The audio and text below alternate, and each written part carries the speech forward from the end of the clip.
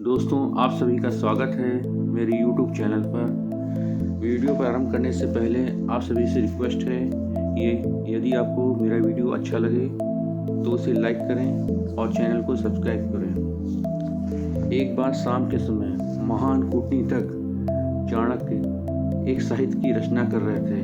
तभी उनके राज्य में एक चीनी दार्शनिक आया।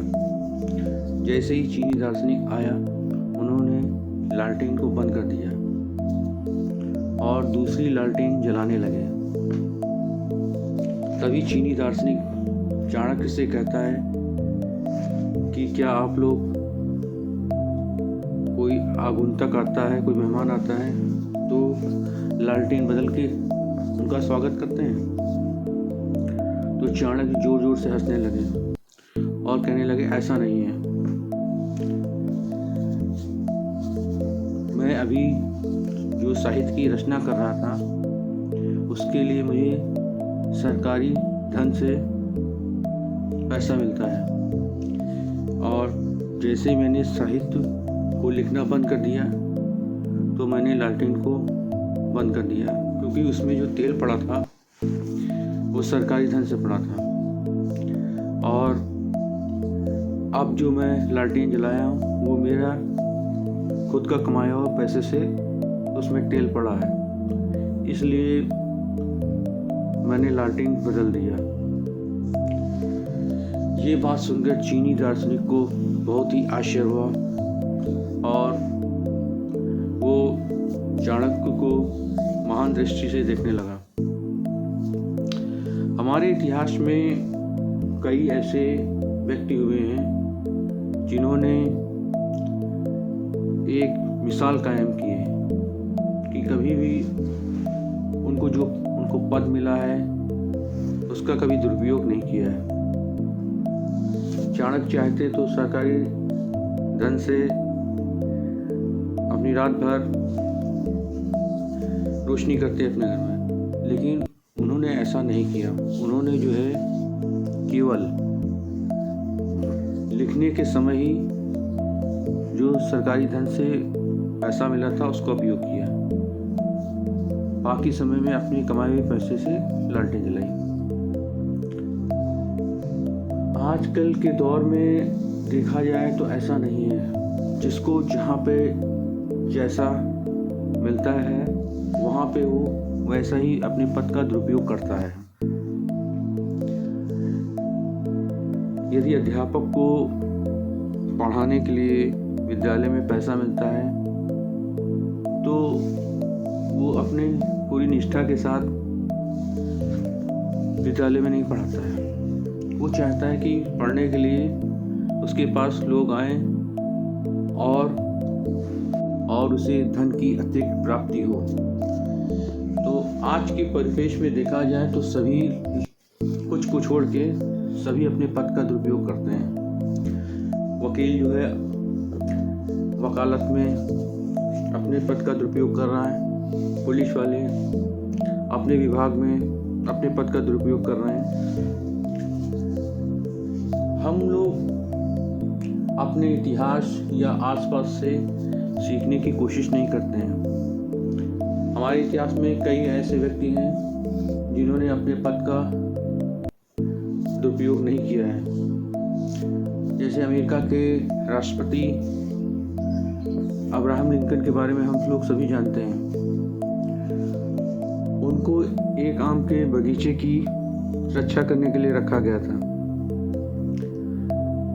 और वो कई साल उसके पेड़ की रक्षा कर रहे थे। एक बार उनसे पूछा गया कि आपके पेड़ में जो फल लगे हैं वो कैसे हैं, कितने मीठे हैं।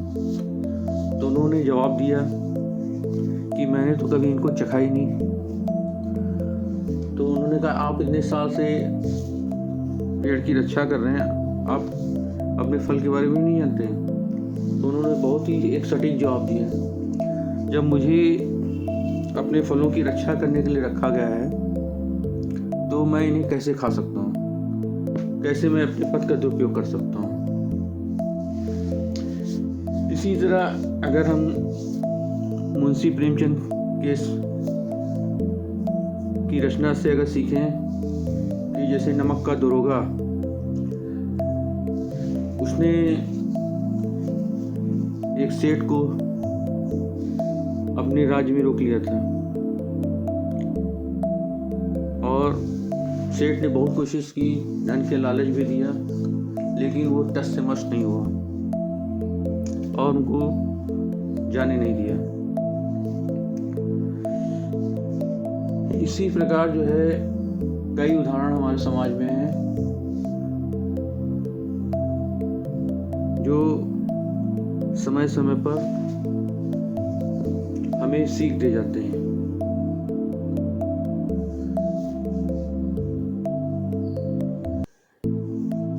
सही मार्ग चलने में किसी प्रकार की कोई बुराई नहीं होती है। हाँ, कष्ट होता है, लेकिन यदि दृढ़ निश्चय होता है तो इंसान अपने इरादे से कभी टस से मस नहीं हो सकता है। उसे अपनी विल पावर मजबूत रखनी चाहिए। अगर विल पावर इंसान की मजबूत है तो अपने विचारों से कभी डगमगाएगा नहीं और अपने कर्तव्य निष्ठा पर अक्सर रहेगा।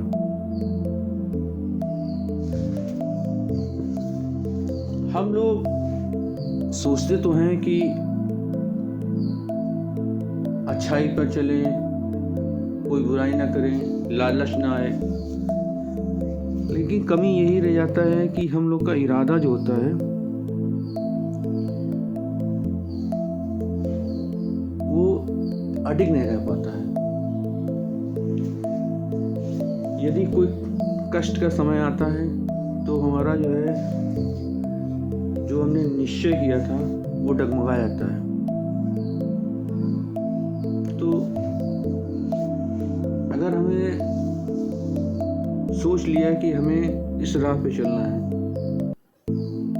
तो कोई भी परिस्थिति आए उसका बहुत ही हिम्मत के साथ उसका सामना करें और जो आपका मान सम्मान है उसको बनाए रखें, जिससे आप समाज के लिए एक मिसाल कायम होंगे। महान चाणक्य ने हमें यह सीख दी है कि हमें किसी भी प्रकार का लालच नहीं करना चाहिए। यदि आपको जो लाभ मिल रहा है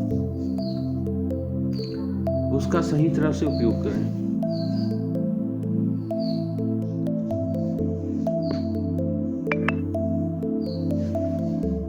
यदि हम अपने पद का दुरुपयोग करेंगे और तो उसका फल जो है बाद में हम ही को झेलना है। आज अगर हम किसी से पैसा ले रहे हैं तो आगे चलकर आपको भी देना पड़ेगा। तो ऐसा नहीं है कि जो आप कर रहे हैं उसका परिणाम आपको न झेलना पड़े। अगर आप किसी के साथ गलत करते हैं